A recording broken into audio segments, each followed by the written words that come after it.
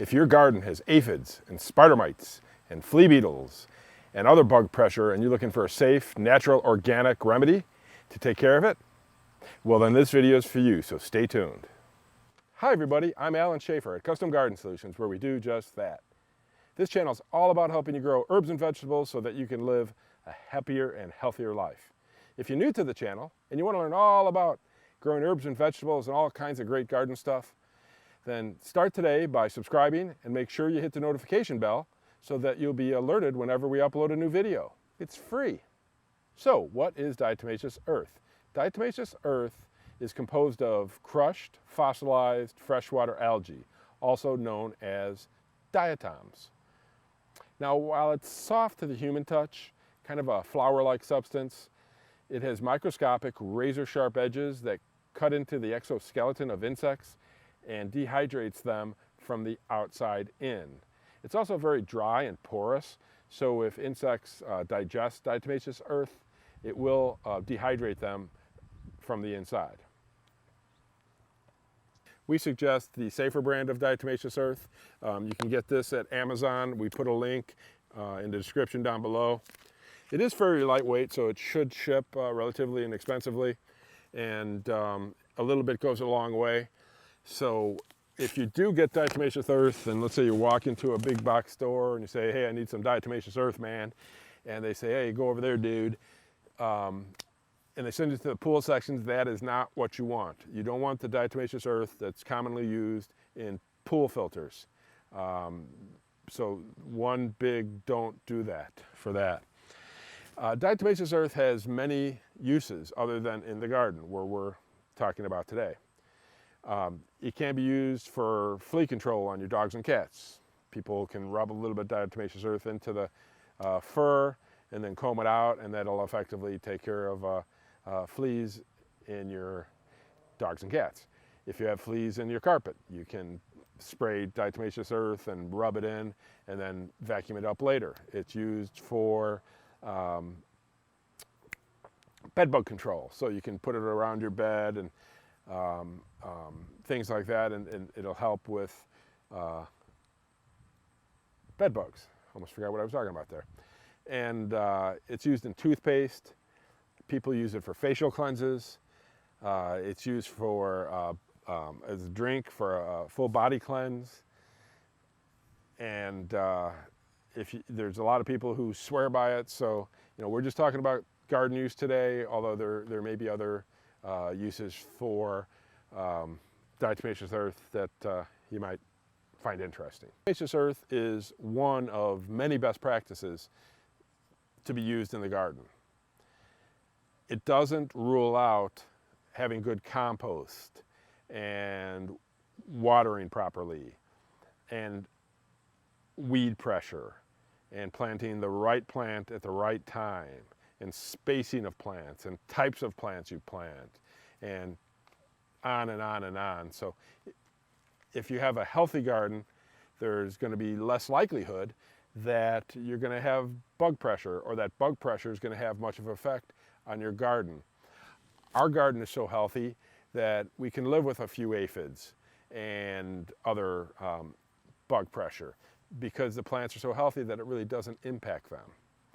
So if you do get, when we do get some aphids or similar type bugs, we will turn to diatomaceous earth or neem oil or some other solutions to take care of the situation. Since I mentioned neem oil, I'll talk a little bit about it, because it is also another great best practice, and we have another video on that you can check out. But neem oil, unlike diatomaceous earth, insects can grow tolerant to. So much like many sprays that people use where insects can become tolerant to them and it doesn't have an effect on them, diatomaceous earth does not have that problem because the way that it operates, or the way that it works. Since it's basically the microscopic edges are cutting into the insects and they're being dehydrated from the inside, from the outside in, excuse me, they can't grow tolerant to that. So neem oil, diatomaceous earth, we use them both in tandem. We will typically, if we see we have some bug pressure, we'll put some diatomaceous earth one time, and maybe the next time we do neem oil, and next time we do some type of insecticidal soap. So just remember that it's diatomaceous earth is not the answer to all your problems. You have to follow good garden practices, and diatomaceous earth can supplement that. How do you apply diatomaceous earth? Originally, we used a solo cup where we drill some hole in the bottom, put the diatomaceous earth in, shake it over the plants. Didn't work so well. What would happen is the diatomaceous earth would kind of glob onto the plants. Really wouldn't want to spread uniformly on them in a fine particulate, fine spray, fine powder. And it would only get the top and the outside. It wouldn't get underneath any of the leaves, and it wouldn't get the inside of the plant. So solo cup, not so good. Then for the last couple of years, we've been using the Gilmour, Gilmour D1 duster. This thing is awesome, costs under $20. You can get it at Amazon. We'll put a link into the description down below so you can check that out. And this works great.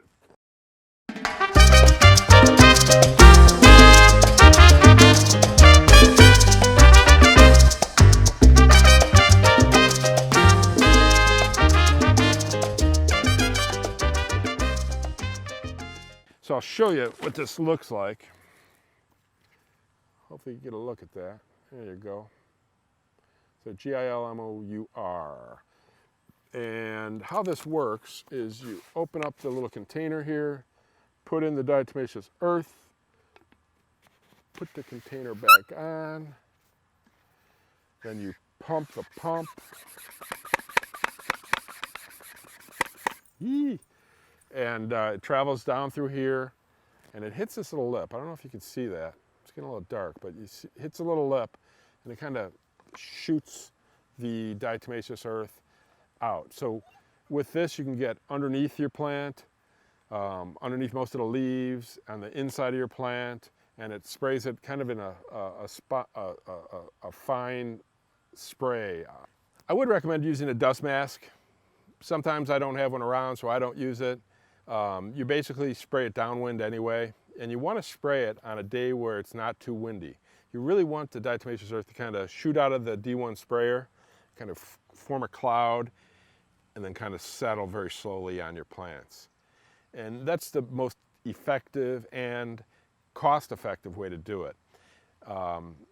You don't want to spray it and have the wind basically carry it out of your garden.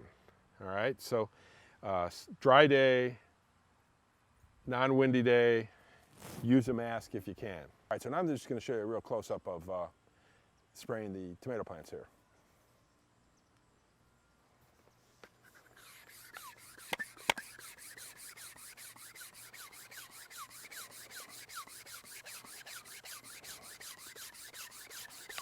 And if you notice how the dust plume is just very slowly clouding the garden, that's exactly what you want. It only takes one little microscopic, like dust particle of diatomaceous earth to do the job.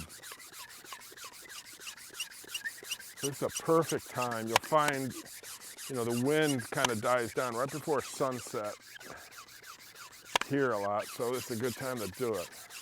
And that's it.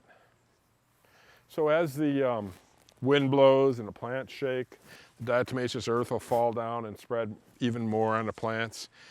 Don't worry about it landing on your tomatoes or your vegetables. It's food grade, you can eat it, it isn't gonna hurt you. Typically I'll try to wipe it off or wash it off, but I don't get too worried about it.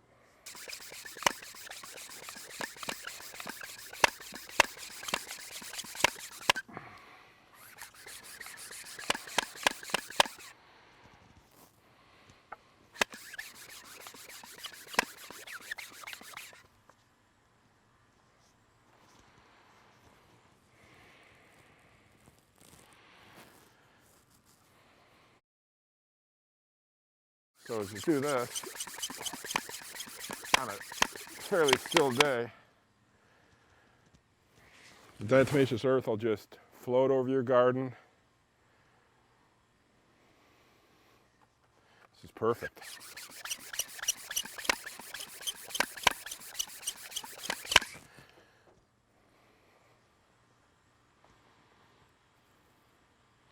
And that'll put a fine coat on your plants. It's perfect.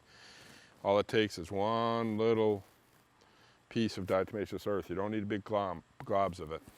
All right, now we're just going to spray a little around the garden. It's a raised bed that we have here in the front yard that we're growing potatoes in. We're going to have some potatoes tonight for dinner. So again, if you're new to our channel and you want to learn all about herbs and vegetables and all kinds of garden stuff, then start now by subscribing, and then make sure to hit the notification bell so that you're alerted whenever we post a new video. It's free.